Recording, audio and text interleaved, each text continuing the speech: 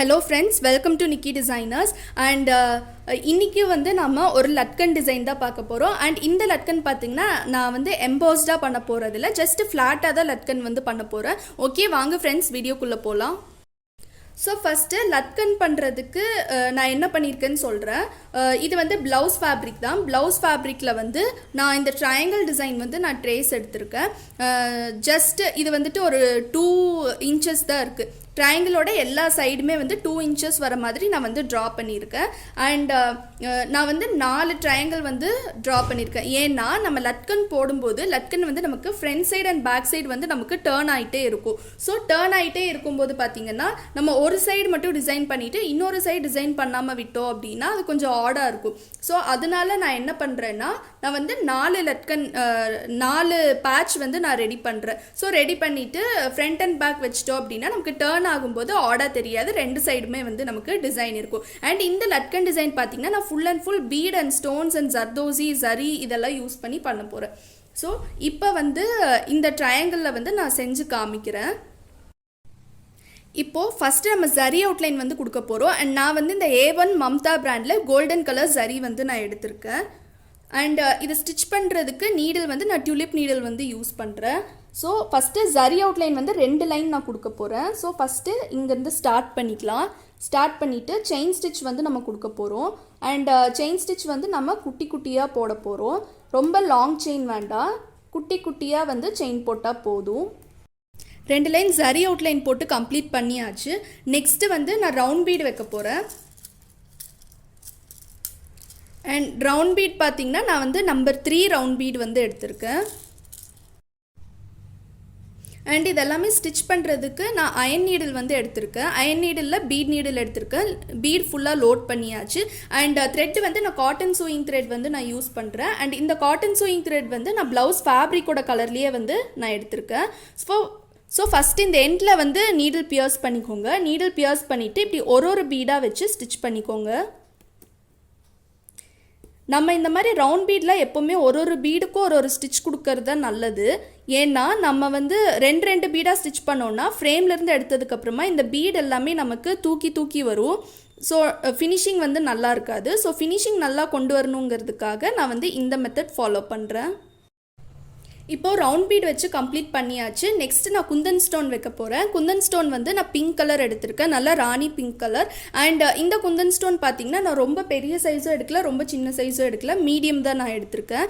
So இப்போது நம்ம வந்து குந்தன் ஸ்டோன் பேஸ்ட் பண்ண போகிறோம். ஃபேப்ரிக் க்ளூ எடுத்துக்கோங்க. ஃபேப்ரிக் க்ளூ எடுத்து கொஞ்சம் கொஞ்சமாக இந்த மாதிரி க்ளூ வந்து அப்ளை பண்ணிக்கோங்க. ஸோ நான் வந்து இந்த இடத்துல வைக்க போகிறேன். ஸோ நான் வந்து கொஞ்சம் கண்டினியூஸாக அப்ளை பண்ணுறேன். இப்போது இங்கே நான் வந்து ஸ்டோன் வச்சுருக்கேன். நீடிலில் வந்து கொஞ்சமாக க்ளூ டச் பண்ணிக்கோங்க. டச் பண்ணிவிட்டு ஒரு குந்தன் ஸ்டோனாக வச்சுக்கோங்க. இப்போது ஸ்டோன்ஸ் நமக்கு நல்லா ட்ரை ஆயிடுச்சு. இப்போது இங்கே வந்து இன்னொரு லைன் பீட் வைக்க போகிறேன். இதே ட்ரையாங்கிள் ஷேப்பில் நம்ம பீட் வைக்கணும். ஸோ ஒரு பீடுக்கும் ஒரு ஸ்டிச் போட்டுக்கோங்க.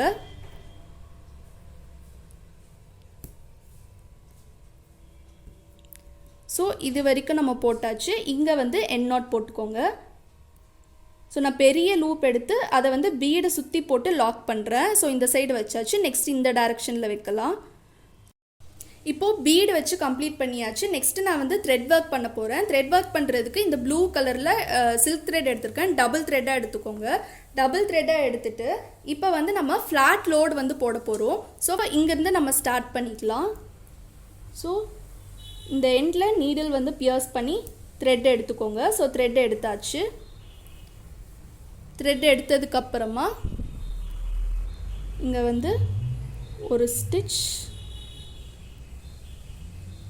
ஒரு லாக். நெக்ஸ்ட்டு இந்த டைரெக்ஷனில் ஒரு ஸ்டிச், ஒரு லாக். அகெயின் த்ரெட் எடுக்கணும். ஒரு ஸ்டிச், ஒரு லாக். ஸோ பீடுக்கு நல்லா ஒட்டி நம்ம போடணும். அப்போ தான் நமக்கு ஃபினிஷிங் நீட்டாக வரும். ஸோ இந்த மாதிரி சின்ன ஸ்பேஸில் போடும்போதெல்லாம் பார்த்து கவனமாக போடணும்.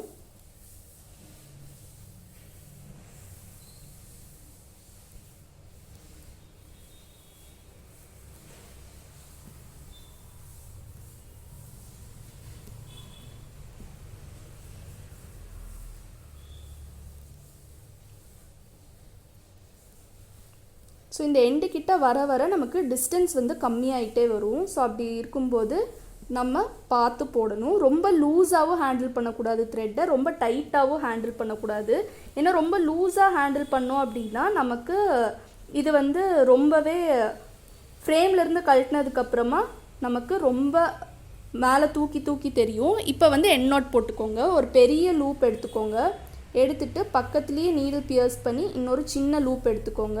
இந்த பெரிய லூப் வழியாக இந்த சின்ன லூப்பை ஹோல்ட் பண்ணி கீழே இருக்க த்ரெட்டு பிடிச்சி இழுத்தீங்கன்னா உங்களுக்கு லாக் ஆகிக்கும்.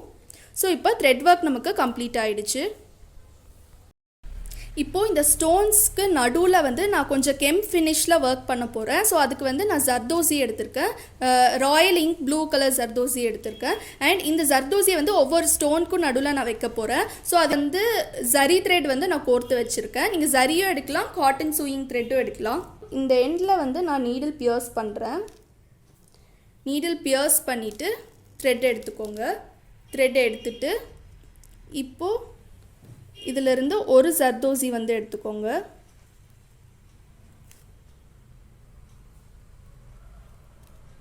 இப்போது ஒரு ஜர்தோசி வந்து நம்ம எடுத்தாச்சு. இந்த ஜர்தோசியை இந்த மாதிரி போட்டுக்கோங்க. போட்டுட்டு இந்த இடத்துல ஆப்போசிட் சைடில் நீடில் உள்ளே போடணும்.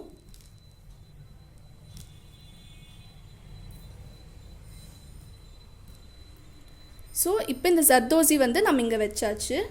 நெக்ஸ்ட்டு அடுத்த ஸ்டோன்ஸ்க்கு நடுவில் இருந்து நீடில் வந்து பியர்ஸ் பண்ணிக்கோங்க. இப்போ இங்கே நான் நீடில் பியர்ஸ் பண்ணியாச்சு. இப்போ வந்து இன்னொரு ஜர்தோசி வந்து நீடில் எடுத்துக்கோங்க. எடுத்துட்டு இந்த இடத்துல நீடில் உள்ளே போட்டுக்கோங்க.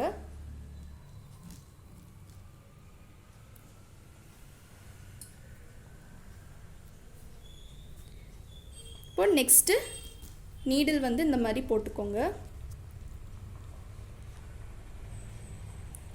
போட்டுட்டு இங்கே ஜர்தோசி வந்து போட்டுக்கோங்க. இதே மாதிரி இந்த ஸ்டோன்ஸ் ஃபுல்லாக எல்லா ஸ்டோன்ஸ்க்குமே நடுவில் இந்த மாதிரி ஜர்தோசி போடணும். இப்போ இந்த 4 லட்கன் டிசைனும் நம்ம கம்ப்ளீட் பண்ணிட்டோம். இப்போது இந்த 4 பேட்ச்மே வந்து நம்ம கட் பண்ணி எடுக்க போகிறோம். ஸோ அதுக்கு வந்து நம்ம ஃபேப்ரிக் க்ளூ அப்ளை பண்ணணும். பேக் சைட் திருப்பி ஃபேப்ரிக் க்ளூ அப்ளை பண்ணிக்கலாம். இதுதான் இந்த ஃப்ரேமோட பேக் சைடு. இப்போது இந்த ஜரி த்ரெட்டை ஒட்டியே வந்து நம்ம க்ளூ அப்ளை பண்ண போகிறோம். ஸோ இப்போது க்ளூ அப்ளை பண்ணிக்கோங்க.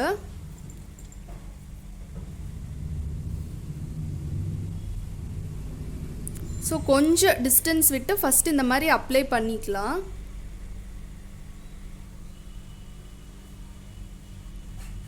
ஸோ இந்த அளவுக்கு போட்டால் போதும். போட்டுட்டு கை வச்சு நல்லா இந்த மாதிரி ஸ்ப்ரெட் பண்ணிக்கோங்க. நம்ம ஏன் இங்கே ஃபேப்ரிக் க்ளூ அப்ளை பண்ணிவிட்டு கட் பண்ணுறோன்னா அப்போ தான் வந்து இந்த ஃபேப்ரிக் க்ளூ போடுறதுனால இந்த கிளாத் வந்து நமக்கு சீல் ஆகும். கட் பண்ணி எடுக்கும்போது இந்த செயின் ஸ்டிச் வந்து நமக்கு பிரிஞ்சு வராது.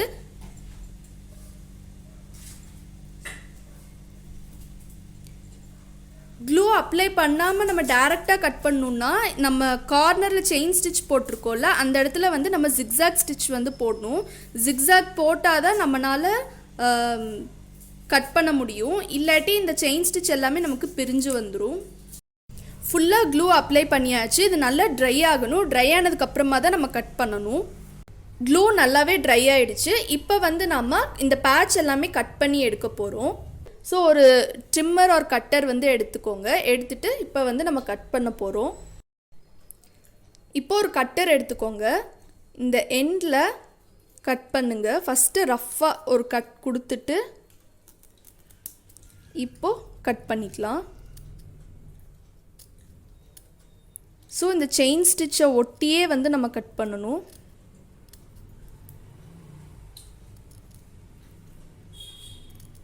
கட் பண்ணியாச்சு. இப்போது இந்த சைடு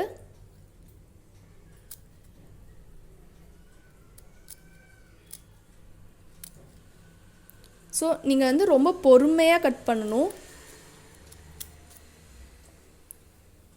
ஸோ 2 சைடு வந்து நம்ம கட் பண்ணியாச்சு. இப்போது இங்கே கட் பண்ணிக்கலாம்.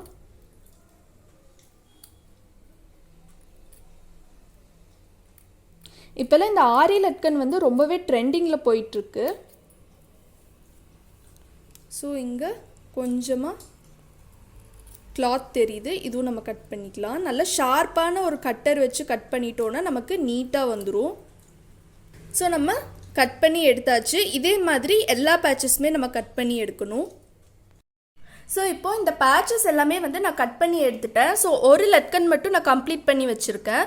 ஸோ நமக்கு இந்த மாதிரி டிசைன்ஸ் வந்து நமக்கு இருக்கும். ஸோ நான் வந்து எம்போஸ் பண்ணல, எம்போஸ் பண்ணாமல் ஃப்ளாட்டாக தான் கொடுத்துருக்கேன். இது வந்து சமோசா லட்கன்னு சொல்லலாம். ஸோ இப்போது இந்த லட்கனில் வந்து நம்ம எப்படி பண்ணுறதுன்னு சொல்லி பார்க்கலாம். ஸோ நான் கொஞ்சம் தான் அட்டாச் பண்ணியிருக்கேன். ஸோ இந்த சைடு வந்து நமக்கு இப்படி கேப்பாக தான் இருக்குது. ஸோ நம்ம ஒரு பீஸ் வந்து இந்த டைரக்ஷனில் வைக்கணும், இன்னொரு பீஸ் வந்து இந்த சைடு கரெக்டாக அலைன் பண்ணி வச்சுக்கோங்க. வச்சுட்டு நம்ம வந்து ஸ்டிச்சஸ் வந்து போடணும். இந்த ஒரு சைடு மட்டும் நான் வந்து ஸ்டிச்சஸ் வந்து கொடுத்துருக்கேன். அண்ட் மற்ற சைடு எல்லாமே வந்து நம்ம ஸ்டிச் பண்ணணும். அண்ட் இங்கே சென்டரில் தான் வந்து நம்ம டோரி வந்து அட்டாச் பண்ணணும். அண்ட் ஸ்டிச் பண்ணுறதுக்கு பார்த்தீங்கன்னா நான் வந்து நீடில் வந்து எடுத்திருக்கேன். நீடில் பார்த்தீங்கன்னா நான் வந்து நம்பர் 1 எடுத்திருக்கேன். அண்ட் வந்து இதுக்கு நம்ம கோல்டன் யூஸ் பண்ணிக்கலாம். So golden colour zari thread வந்து நான் எடுத்துருக்கேன். இப்போது நம்ம இந்த சைடு வந்து அட்டாச் பண்ணணும். நான் வந்து இந்த ஒரு சைடு வந்து அட்டாச் பண்ணி முடிச்சிருக்கேன். இங்கே வந்து கேப் இருக்குது. ஸோ இந்த கேப் ஃபில் பண்ணிக்கலாம். பட் நம்ம வந்து ஸ்டார்ட் பண்ணுறதுக்கு முன்னாடி எப்போவுமே என்ன பண்ணணுன்னா, இப்போ எந்த இடத்துல உங்களுக்கு ஓப்பனாக இருக்கோ ஃபஸ்ட்டு ரெண்டையுமே சேர்த்து அட்டாச் பண்ணாமல் ஒரு இடத்துல மட்டும் நம்ம இந்த மாதிரி வந்து போடணும். ஸோ நம்ம இந்த மாதிரி நம்ம போட்டோம் அப்படின்னா நமக்கு இந்த நாட் இருக்குல்ல, இது வந்து நமக்கு உள்ளே வந்து போயிடும். ஸோ வெளியில் வந்து நாட் தெரியாது. ஸோ இந்த மாதிரி எடுத்துக்கோங்க. எடுத்துட்டு இப்படி வச்சுக்கணும். ஸோ ஒரு டைரக்ஷன்லேருந்து நம்ம வந்து ஸ்டிச் பண்ணணும். த்ரெட்டு மேலே இருக்கும், நம்ம வந்து கீழே இருந்து தான் வந்து நம்ம ஃபுல் அண்ட் ஃபுல் ஸ்டிச் பண்ணணும்.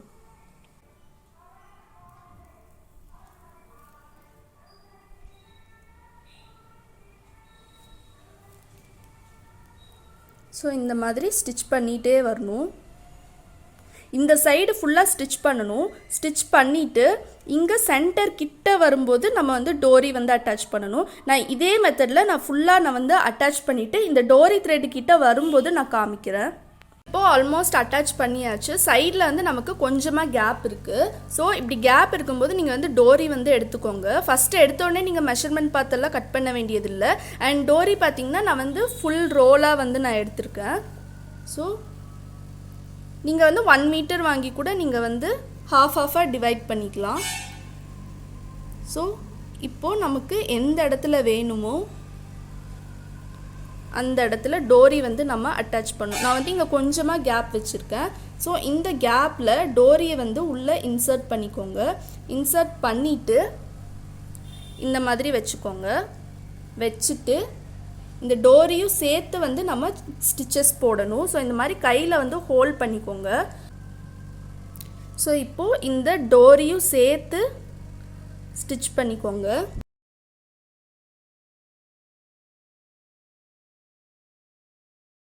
சைடில் பார்த்திங்கன்னா நமக்கு இந்த மாதிரி ஒரு ஃபினிஷிங் வந்து இருக்கும். நம்ம ஜிக்ஸாக் போட்டால் எப்படி இருக்குமோ அந்த மாதிரி ஒரு ஃபினிஷிங் வந்து நமக்கு இருக்கும். உங்களுக்கு வேணும்னா இந்த ஃபினிஷிங்கை கூட நீங்கள் ஹைட் பண்ணுறதுக்கு சைடில் ஃபுல்லாக நீங்கள் பீடு வந்து அட்டாச் பண்ணலாம். பட் நான் வந்து பீடு அட்டாச் பண்ண போகிறதில்ல. ஃபினிஷ் ஆனதுக்கப்புறமா நமக்கு இந்த மாதிரி தான் இருக்கும். ஸோ 2 சைடும் டிசைன் இருக்கும். அண்ட் டோரி வந்து நான் பிங்க் கலர் வந்து கொடுத்துருக்கேன். உங்களுக்கு இந்த வீடியோ பிடிச்சிருக்கும்னு நினைக்கிறேன். உங்களுக்கு இந்த வீடியோ பிடிச்சிருந்துச்சுன்னா மறக்காமல் லைக் பண்ணுங்கள், ஷேர் பண்ணுங்கள், கமெண்ட் பண்ணுங்கள், அப்படியே சப்ஸ்கிரைப் பண்ணுங்கள். சப்ஸ்கிரைப் பண்ணிவிட்டு பக்கத்தில் இருக்க பெல் ஐக்கான் கிளிக் பண்ணுங்கள். அப்போ தான் நாங்கள் போடுற வீடியோ நோட்டிஃபிகேஷன்ஸ் எல்லாமே உங்களுக்கு இன்ஸ்டண்ட்டாக அப்டேட் ஆகும். அண்ட் தேங்க்யூ ஃபார் வாட்சிங்.